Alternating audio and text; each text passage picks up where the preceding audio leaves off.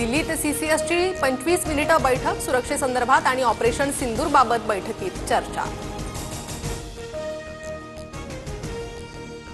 चुकून पाकच्या हद्दीत गेलेले बीएसएफचे जवान पीके साहूंना पाकनं भारताकडे सोपवलं, तर भारतानेही पाकचा एक रेंजर त्यांना सोपवला। चांगल्या आणि वाईट काळात आम्ही नेहमीच पाकसोबत उभे राहू, तुर्कस्तानचे अध्यक्ष रेसेप तय्यिप एर्दोगन यांचं ट्विट, तर पाठिंबा दिल्याबद्दल आभारी शहबाज शरीफची प्रतिक्रिया।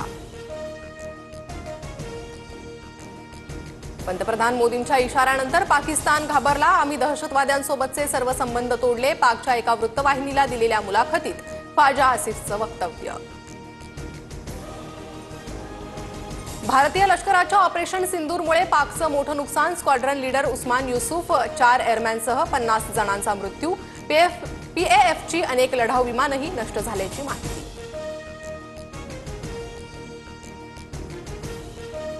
अमेरिकेने यशस्वी मध्यस्थी करत भारत पाकमधला वाद मिटवला, वाद नको आपण व्यापार करू दोन्ही प्रमुखांना म्हणालो, ट्रम्प यांच्याकडून पुनरुच्चार। अरुणाचल प्रदेशात चीनच्या कुरघोड्या सुरूच, अनेक ठिकाणांचं चीनकडून नामांतर, चीनची कृती हास्यास्पद आणि अर्थहीन, अरुणाचल प्रदेश आमचा भाग होता, आहे आणि राहील, भारताकडून स्पष्ट। सुरक्षेच्या दृष्टिकोनातून मुंबई पोलीस अलर्टवर, drone, paraglider, paramotors, hot air बलूनवर 3 जूनपर्यंत बंदी, आदेशाचं पालन न करणाऱ्यांवर कायदेशीर कारवाई होणार। अमृतसरमधील शाळा 8 दिवसांनंतर पुन्हा सुरू, नेहमीपेक्षा कमी वेळेसाठी विद्यार्थ्यांचे वर्ग भरणार, तर राजस्थानच्या जैसलमेर शहरातील परिस्थिती पूर्वपदावर, दुकानं आणि शाळा आजपासून सुरू।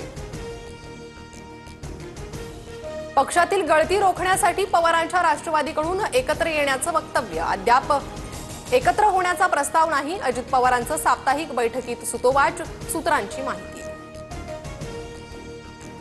शरद पवारांच्या राष्ट्रवादीची दुपारी बैठक, अजित पवार आणि शरद पवार एकत्र येणार असल्याच्या माध्यमांमध्ये चर्चा। राज ठाकरे नारायण राणेंनी पक्ष सोडल्यावर शिवसेनेवर दावा केला नाही, त्यांनी स्वतःचा पक्ष काढला, संजय राऊतांकडून नारायण राणे आणि राज ठाकरेंचं कौतुक।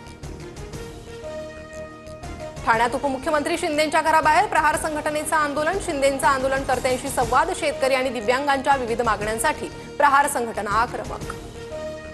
ऑपरेशन सिंदूरच्या यशाच्या पार्श्वभूमीवर भाजपतर्फे देशभरात तिरंगा रॅलीचं आयोजन, ठाण्यातील तिरंगा रॅलीत उपमुख्यमंत्री शिंदे सहभागी।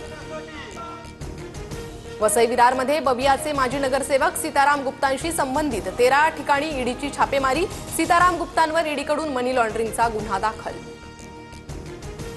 अकोल्यातील 4 ते 5 सराफा दुकानांवर आयकर विभागाची धाड, नागपूर आणि संभाजीनगरच्या अधिकाऱ्यांकडून धाडसत्र। भूषण गवई 52वे सरन्यायाधीश, राष्ट्रपती मुर्मूंच्या उपस्थितीत भूषण गवईंचा शपथविधी सोहळा। पुणे जिल्हा सहकारी दूध उत्पादक संघाच्या विक्री दरात 2 रुपयांची वाढ, 1 लिटर फुल क्रीम दुधासाठी 74 रुपये, तर अर्धा लिटरसाठी 37 रुपये दर मोजावे लागणार। पीएमपीएमएलच्या ताफ्यात 1000 बस दाखल होणार, पुणे आणि पिंपरी चिंचवड महापालिका 500 आणि पीएमआरडीए 500 बस खरेदी करणार। क्रिकेटर रोहित शर्मानं मुख्यमंत्री देवेंद्र फडणवीसांची भेट घेतली, फडणवीसांनंतर रोहित शर्मा आणि उपमुख्यमंत्री अजित पवारांमध्ये भेट। सोने आणि चांदीच्या दरात पुन्हा वाढ, सोनं 97,644 रुपये प्रतितोळा, तर चांदीचा दर 1,09,40,000 सोलापूरच्या माळशिरसमध्ये गारपीट, रायगड जिल्ह्यात अवकाळीमुळे भात पीक पाण्यात गेल्यानं आर्थिक नुकसान, तर धाराशिवच्या उमरग्यात वीज पडून घोड्याचा मृत्यू। मुंबईत अनेक ठिकाणी वादळी वाऱ्यासह पाऊस, पुढील 2 दिवसही मुंबईत मध्यम पावसाचा अंदाज। अंदमानमध्ये मान्सून दाखल, 27 मे रोजी मान्सून केरळात दाखल होण्याची शक्यता, पुढील 4 ते 5 दिवस महाराष्ट्रात मान्सून पूर्व पाऊस होण्याचा हवामान खात्याचा अंदाज।